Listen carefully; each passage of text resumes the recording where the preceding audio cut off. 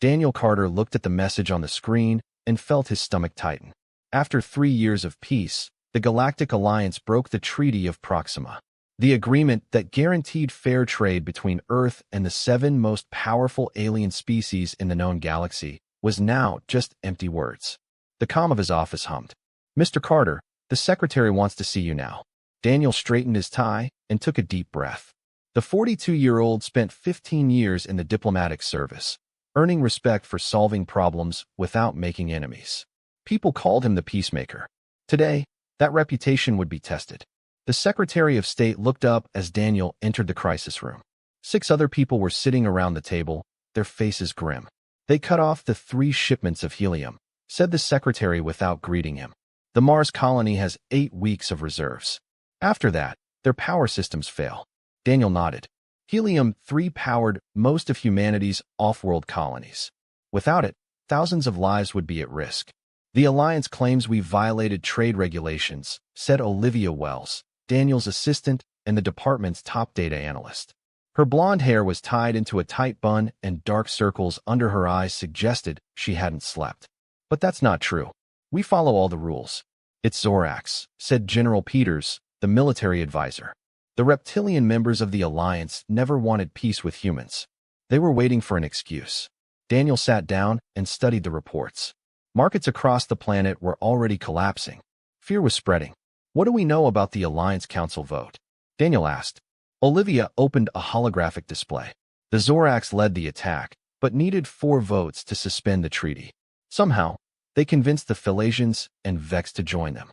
The Corleans were the 4th vote. The Corleans, Daniel frowned. "They were our strongest allies in the Alliance." "That's what doesn't make sense," Olivia replied. "Something else is going on here." General Peters stood up. "With all due respect, what is happening is clear. They are testing us. If we don't respond with force, they will take more. I suggest we move the 3rd Fleet to the edge of Alliance space. Show them that we will not be pressured." The secretary looked at Daniel. "What do you think?" Daniel was quiet for a moment. Everyone expected him to ask for patience, more conversations. That was his way. But this felt different. "The Alliance didn't just break a treaty," he said finally. "They broke trust. Moving ships may be good, but it won't solve our problem." "So you don't want to do anything?" asked Peters, raising his voice. "No," Daniel said calmly. "I want to do something they don't expect." The room fell silent. "Madam Secretary, I need authority to form a special diplomatic team. And I need access to all the information about the Alliance's internal politics over the past year." The secretary studied him. "You have something in mind. The Alliance thinks it knows how humans respond to threats. They expect a military stance or desperate negotiations." Daniel's voice remained calm. "But there was a new advantage to this. I intend to show them how badly they judged us." "The president wants options by tomorrow," said the secretary. "I will prepare them," Daniel promised. Later, as they walked back to their offices, Olivia caught up with Daniel. "You're not just going to talk to them, are you?" she asked. "People are scared. They want action." Daniel stopped and turned to her. "Do you know what my grandfather told me about power?" he asked. "He said that the strongest person in a fight is not the one who hits the hardest. He's the one who knows exactly where to hit. And you know where to target the Alliance." Olivia looked skeptical. Daniel smiled, but it wasn't the gentle smile she was used to. This one had steel behind it. "Not yet," he said, "but I will. And when I do, they will learn what happens when you betray humanity." He turned and walked away, leaving Olivia to wonder if she was back yet. Ally knew her boss. The trip to Desticao, Proxima took 3 days. Daniel spent most of his time studying Alliance communications, looking for patterns that others had missed. Olivia sat across from him in the ship's small conference room, her own screen full of economic data. "We're being watched," Olivia said without looking up. 3 Alliance ships changed course to follow us as we left Earth. Daniel nodded. "They want to know if we bring weapons or diplomats." "We brought them both," Olivia said, looking at the door where Captain John Reeves stood guard. Reeves was all military. The president insisted that he join the mission, calling it an insurance policy. He did not hide his opinions. "The Zorax only respect strength," Reeves said, entering the room. "My team has drawn up plans for surgical strikes against your fuel depots. One good hit, and they'll be back at the table." Daniel looked up from the screen. "And what happens to the humans living in Alliance space when we attack?" Thousands of engineers and traders become targets. Reeves frowned. This is war, Carter. There are always victims. No, Daniel said firmly. This is not war yet. And I intend to continue like this. The nearby station appeared in the viewport. A huge wheel slowly rotating in space. It marked the border between human territory and Alliance space, built as a symbol of cooperation. Now it served as the last diplomatic post. Upon docking, Daniel received a message. His eyes widened slightly as he read. What is it? Olivia asked. We have a friend within the Alliance Council, Daniel said calmly. Someone sent us internal communications among the Zorax leadership. Who? Reeves demanded. They didn't say, Daniel replied. But this changes everything. Station Commander Alan Patel greeted them in the airlock.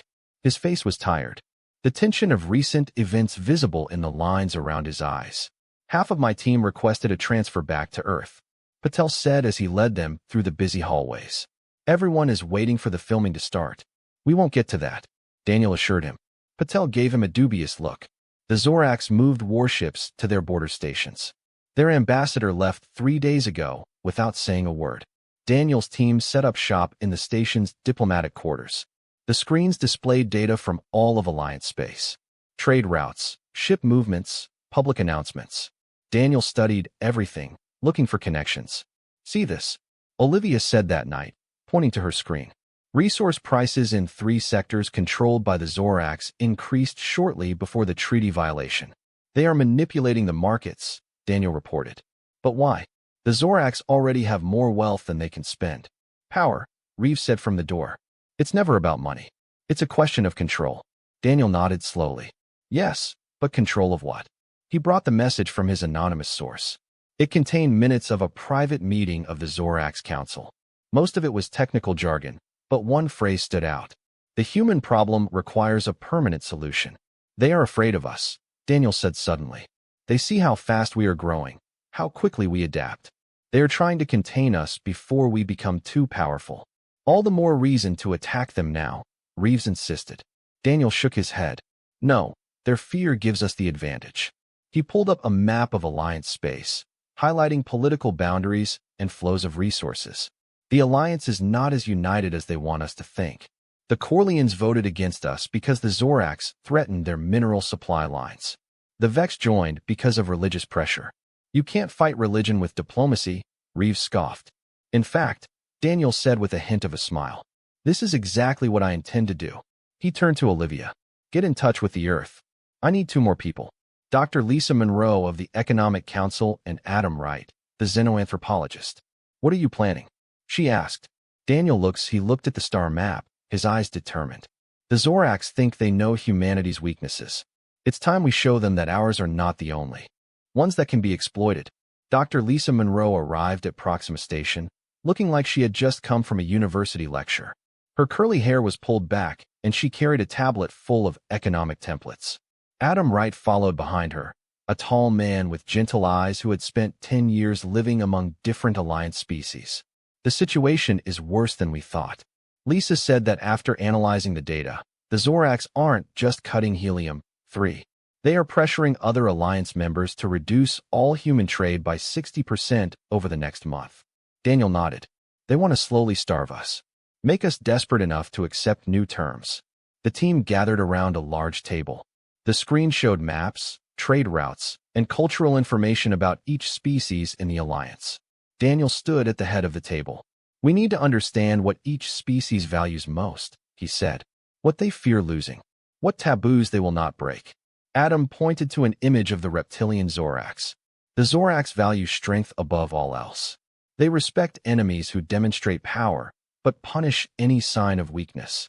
Typical military mentality, Reeves muttered. Not exactly, Adam continued. His idea of power is not just military. It's a question of control. They believe that true strength comes from making others do what you want, without forcing them. Daniel smiled. So they will respect us more if we manipulate them than if we threaten them. Precisely, Adam agreed. Lisa pulled up the economic charts. The Corleans depend on Zorax territories for 70% of their mining operations. That's why they voted against us. But its banking system manages the majority of Alliance transactions. Could we disrupt this? Olivia asked. Lisa nodded slowly. We could create several problems in your financial networks. Nothing obvious, just enough to make transactions unreliable when involving Zorax accounts. Daniel took notes as they continued around the table, identifying leverage points for each species in the alliance. The Vex had religious prohibitions against certain forms of communication during their sacred cycles. The Phalacians valued their reputation as neutral mediators. We are not looking to hurt them, Daniel reminded everyone. Just to apply pressure needs to be in a way that they don't immediately connect to us. Reeves seemed skeptical. This is all very clever, but what if they just decide to attack while we're playing these games? That's where you come in, said Captain Daniel.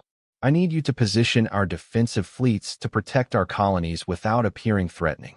A show of strength without aggression. Reeves said thoughtfully, it could work. Over 3 more days, they refined their strategy. Daniel worked with Earth's quantum computing division to model the consequences of each planned action. They needed mutually supportive measures, creating increasing pressure that the Alliance would have difficulty countering. Olivia found Daniel alone, late at night, looking the stars through the station's observation window. I've never seen you like this before, she said calmly. You have always sought common ground, compromise. This plan is different. Daniel didn't look away from the stars. When I was younger, I believed that all conflicts arise from misunderstandings. That if people would just talk to each other, peace would come. Don't you believe that anymore? She asked. I believe that some conflicts arise from very good mutual understanding, he said. The Zorax understand humanity's potential. They see what we could become. That's why they acted first. And what will we become? Olivia's voice was barely a whisper. Daniel turned to face her. That depends on what we do next. Revenge is easy. Justice is more difficult. Is that what this is? Justice? No, Daniel said. This is a lesson. One that the Alliance needs to learn from. And what lesson is this? Olivia asked. Daniel's eyes were calm, but determined. That humanity will not be contained, and whoever tries will regret it. The next morning, Daniel sent a message to the Alliance Council. He requested a formal meeting on neutral ground to discuss the treaty violation. The diplomatic dance was about to begin. The neutral rendezvous station orbited a lifeless moon at the edge of Alliance space. The structure was simple, with none of the grand architecture typical of Alliance buildings. This was a place for work, not ceremony. The Alliance representatives arrived first in their elegant diplomatic ship. 7 aliens, one of each species, entered the meeting room. Their translator devices hummed softly as they sat down. Daniel chose to arrive in a small civil transport instead of a military ship. This confused Alliance representatives, who had expected a show of force. Even more surprising was the small size of the human delegation. Just Daniel, Olivia, and Dr. Monroe. Captain Reeves remained at Proxima Station, coordinating the fleet's movements as planned. Don't you bring security? Asked Ambassador Krell, Zorax representative. Its scaly skin glowed under the lights, and its yellow eyes watched Daniel closely. We came in peace, Daniel replied simply, despite recent events. The formal greetings followed protocol, but tension filled the room. The Thalesian representative, a tall being with silver skin, looked nervous. Corleone continued looking at the messages on his device. These small signs confirmed what Daniel suspected. Not all Alliance members fully supported the violation of the treaty. We know why we're here, Krell said finally. Your government believes the Alliance has violated trade agreements. There is no belief involved, Daniel said calmly. The facts are clear. Helium-3 shipments have been halted. Manipulated resource prices. Trade routes blocked. Market fluctuations happen naturally. Krell dismissed it with a wave of his clawed hand. Your emotional reaction is unnecessary. Daniel smiled slightly. Perhaps, however, these specific fluctuations happened the day after his Privy Council voted to curb human expansion. The room fell silent. The Vex representative, a being covered in fine blue fur, shifted uncomfortably. None of them expected the humans to know about this vote. Your information is incorrect, Krell said, but his voice lost some confidence.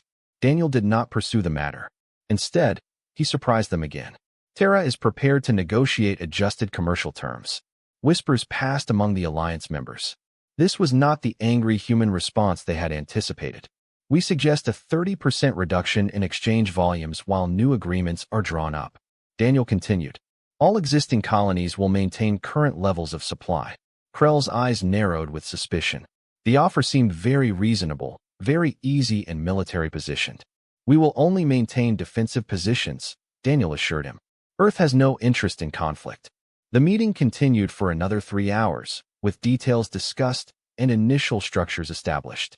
Daniel remained calm and accommodating throughout, compromising on minor points and standing firm on the essentials. As the Alliance representatives prepared to leave, the Corlean approached Daniel privately. The Zoraks don't speak for all of us, he said calmly. Some believe this path is unwise. Daniel nodded. I understand. Perhaps we could discuss this in more detail, unofficially. Back on the transport, Olivia could no longer contain her questions. You gave them almost everything they wanted, she said. The resource reductions, the commercial road adjustments. Why? I did, Daniel asked, checking his secure tablet. Messages arrived from Earth, confirming the fleet's movements. Repositioning of commercial ships, activation of financial algorithms. They think they won this round, Daniel explained. That matters. As they celebrate their diplomatic victory, our real movements begin. Economic pressure points. Olivia asked. Daniel nodded. Dr. Monroe Ram's program is already affecting Corlean bank reliability for Zorax accounts. Minor glitches, late transfers, nothing obvious, and Adam's cultural insights. When put into use, religious information about the Vex holy days was accidentally released with minor errors. Your spiritual leaders will spend weeks discussing proper observances. Olivia glanced at the star map, where human trade ships were already changing course according to her plan, avoiding some Alliance worlds while increasing their presence near others. So we are fighting without fighting, she said, understanding filling her eyes. Precisely, Daniel replied. And the Zoraks don't even realize the battle has begun. 2 weeks passed. On the surface, little has changed. Alliance ships still patrolled their borders. Human colonies were still receiving reduced supplies. Diplomatic channels remained open, but did not produce major advances. But beneath this calm surface, Daniel's plan was in full swing. In his private office at Proxima Station, Daniel reviewed the latest reports with his team. The walls of the room displayed data streams from across known space. Bank failures in Corlean systems increased. Lisa reported that Zorax trading companies lost 8% of their value. They think it's just market uncertainty. Adam nodded enthusiastically. And my cultural research work on Vex religious practices went viral in their academic circles. The debates are heating up. 3 temple groups have already cut ties with Zorax religious foundations. Daniel studied a map showing trade routes. Small human trading ships began to form new partnerships with smaller species that the Alliance had long ignored. These smaller worlds, eager for human technology, opened their ports and shared their resources. Captain Reeves reports that the deployment of the defense fleet is complete. Olivia added, our ships maintain a safe distance from Alliance space, but their place is to protect the main jump points. Daniel tapped the screen, bringing news from various Alliance worlds. Public opinion was changing. Questions were being raised about the wisdom of provoking humans. The Zorax know something is up, Daniel said, but they can't figure out what. Or who is responsible. Because we didn't do anything that they can point to. Lisa said with a small smile. No threats. No movement, then military against them. Just unfortunate coincidences. A priority message alert flashed on Daniel's screen. It was from an anonymous source within the Alliance Council. The message was brief. Emergency meeting called. Zorax demanding unified military response to human activities. Daniel's expression remained calm, but his eyes showed satisfaction. Right on time. What does this mean? Olivia asked. This means they are getting desperate. Daniel explained. The Zorax wanted to control us through treaty violation. When we didn't react as expected, they lost the narrative. Now random problems are appearing in their systems, and they need someone to blame. Then they will blame us. Adam said. Daniel nodded. And press for military action. But the other members of the Alliance are already questioning Zorax leadership. Our informant says 3 species are now reaching Earth privately through secondary channels. Lisa checked her economic models. The Zorax economy cannot handle prolonged conflict. They tried too hard trying to control too many resource flows. And it's military. Olivia asked, looking at Captain Reed's reports. Impressive, but stretched. Daniel replied. They maintain the illusion of overwhelming strength. But their actual combat-ready fleet is much smaller than they claim. A new alert appeared. Another message from your informant. The Latians and Corleans refuse to support the military option. Alliance fracture. Daniel turned to his team. The second phase begins now. Olivia, get in touch with the Earth. I need authorization to negotiate separate agreements with individual alliance species. The Zorax will see this as the ultimate insult. Adam warned. They will. Daniel agreed. But what can they do about it? Attack us directly. This would turn the entire alliance against them. His only power came from unity. We eliminated that without firing this single shot. Lisa's tablet chimed with new data. Zorax currency fell 12% in interstellar exchanges. Their central bank is intervening. But it won't be enough. Daniel looked out the window at the stars. Somewhere out there, the Zorak leaders were realizing that their plan had backfired spectacularly. They hoped to weaken humanity. Instead, they created the perfect conditions for Daniel to demonstrate human ingenuity. Prepare for contact from individual alliance representatives. Daniel told his team. They will want protection from what is to come. And what comes next? Olivia asked. Daniel's expression was resolute. The complete restructuring of galactic politics. With humanity at its center, the Thalesian representative arrived first. Her silver skin reflected the blue lights of the private meeting room at Proxima Station. She sat across from Daniel, her long fingers tapping nervously on the table. My government wishes to discuss a separate agreement with Earth, she said without preamble. Recent events have led us to reconsider our position within the alliance. Daniel kept his face neutral despite the satisfaction he felt. The Earth is open to such discussions. What does Thalesia propose? Protection, she said simply. If we break with the alliance, the Zorax will retaliate. They control the sea routes we need. Daniel nodded. And in return, technology sharing, access to our network of jump points, and information about Zorax military capabilities. The meeting lasted 2 hours. In the end, the framework for a new agreement was in place. The Thalesian left just as the Corlean representative arrived for their secret meeting. Olivia updated the team that evening. 3 alliance species have now requested private talks. The Vex are still hesitant, but their religious leaders continue to argue over the information released by Adam. The Zorax must know what's going on. Lisa said. Its economic indicators are in freefall. Some of its mining colonies have already reported supply shortages. Daniel reviewed the latest information from his informant. The Zorax have called for an emergency military exercise. They want all Alliance members to contribute ships to a show of force near human space. Are they planning to attack? Reeves asked sharply. No, Daniel said.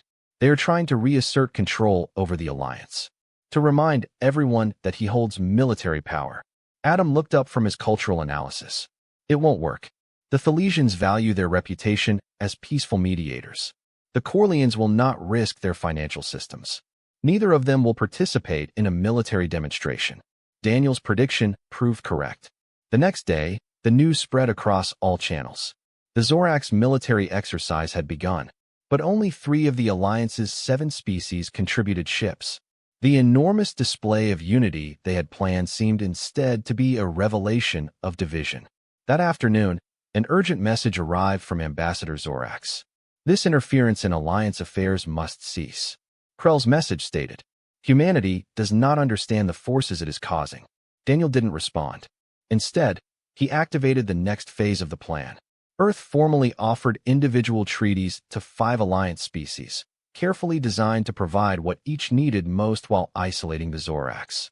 They will see this as a declaration of war, Reeves warned. Perhaps Daniel agreed. But a war they cannot win. No more. Olivia stayed quiet, reviewing the informant's data. Now she looked up, her face serious. I found something in the encrypted files. The Zorax never intended just to contain us. They planned to gradually take control of all human colonies over the next decade. It displayed the NTS document on the main screen. Detailed plans showed how the Zorax would use resource dependencies to force human colonies to accept the Zorax protection. One by one, the outposts would fall under their control until Earth was left alone. They didn't just betray the treaty, Olivia said. They intended to enslave us. The room fell silent as everyone absorbed this revelation. Does this change our approach? Lisa finally asked. Daniel stood up and looked at each member of his team. No, our plan remains the same. But now we know what's at stake. This is not just about responding to a treaty violation. It is about ensuring the future of humanity. The Zoracs still have significant military power, Reeves highlighted. If they decide to use it directly against us, they won't, Daniel said with certainty. Because tomorrow I'm calling an emergency session of the Galactic Council. All species, not just Alliance members. What are you going to tell them? Olivia asked. Daniel's expression was resolute. The truth. And then I will offer a choice the Zoracs cannot refuse.